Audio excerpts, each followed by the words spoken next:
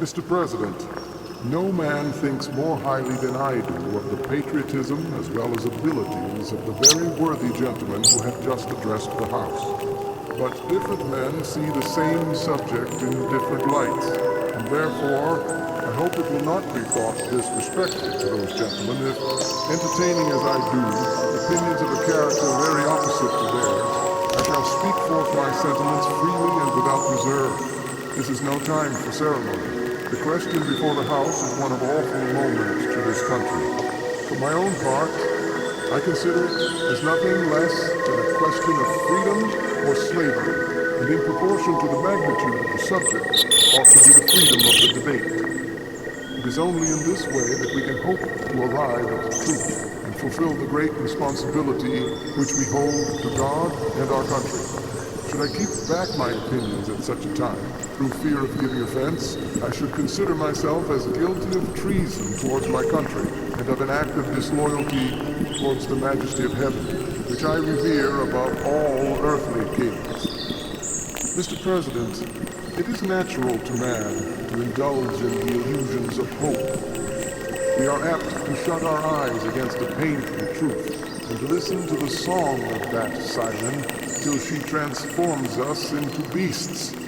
Is this the part of wise men engaged in a great and arduous struggle for liberty?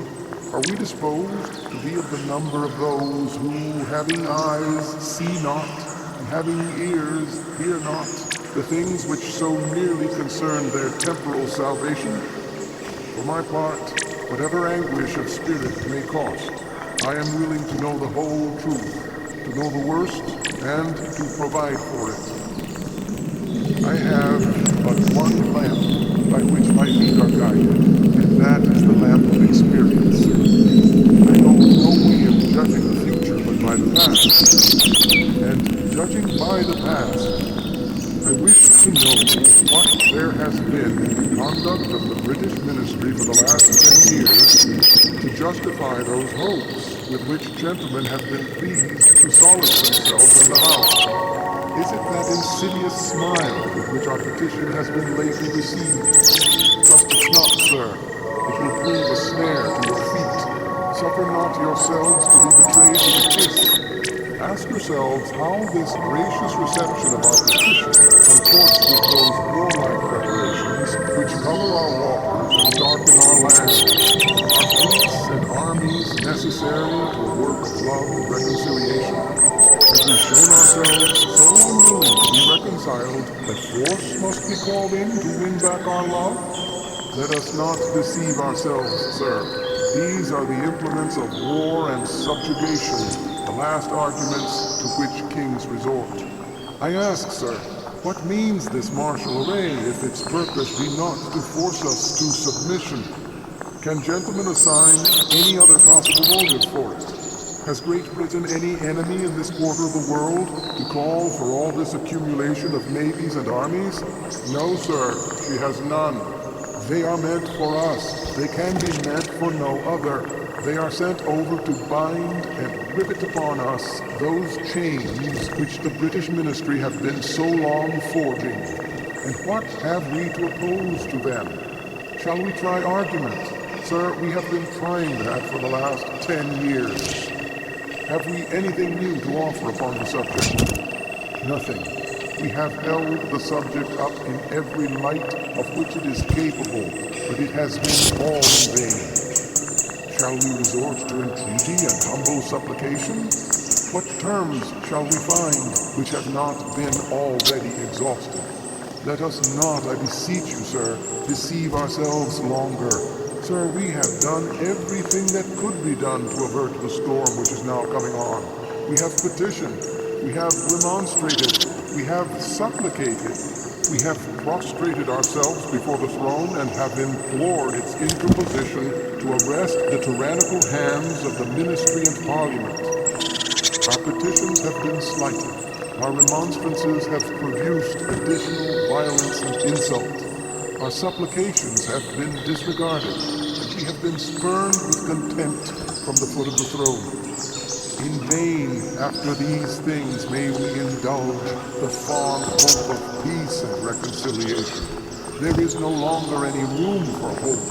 If we wish to be free, if we mean to preserve inviolate those inestimable privileges for which we have been so long contending, if we mean not basely to abandon the noble struggle in which we have been so long engaged, and which we have pledged ourselves never to abandon until the glorious object of our contest shall be obtained, we must fight. I repeat it, sir, we must fight, and appeal to arms, and to the God of hosts is all that is left us. They tell us, sir, that we are weak, unable to cope with so formidable an adversary. But when shall we be stronger? Will it be the next week, or the next year? Would it be when we are totally disarmed, and when a British guard shall be stationed in every house? Shall we gather strength by irresolution and inaction? Shall we acquire the means of effectual resistance by lying supinely on our backs and hugging the delusive phantom of hope until our enemies shall have bound us hand and foot? Sir, we are not weak. If we make a proper use of those means which the God of nature hath placed in our power, 3 millions of people, armed in the holy cause of liberty, and in such a country as that which we possess, are invincible by any force which our enemy can send against us. Besides, sir, we shall not fight our battles alone. There is a just God who presides over the destinies of nations, and who will raise up friends to fight our battles for us. The battle, sir, is not to the strong alone. It is to the vigilant, the active, the brave. Besides, sir, we have no election. If we were base enough to desire it, it is now too late to retire from the contest. There is no retreat but in submission and slavery. Our chains are forged. Their clanking may be heard on the plains of Boston. War is inevitable, and let it come. I repeat it, sir, let it come. It is in vain, sir, to extenuate the matter. Gentlemen may cry, peace, peace, but there is no peace. A war is actually begun. The next gale that sweeps from the north will bring to our ears the clash of resounding arms. Our brethren are already in the field. Why stand we here idle? What is it that gentlemen wish? What would they have? Is life so dear, or peace so sweet, as to be purchased at the price of chains and slavery? Forbid it, Almighty God. I know not what course others may take. As for me, give me liberty, or give me death. End of Give Me Liberty or Give Me Death by Patrick Henry. Recording by Bob Gonzalez, July 4th, 2012.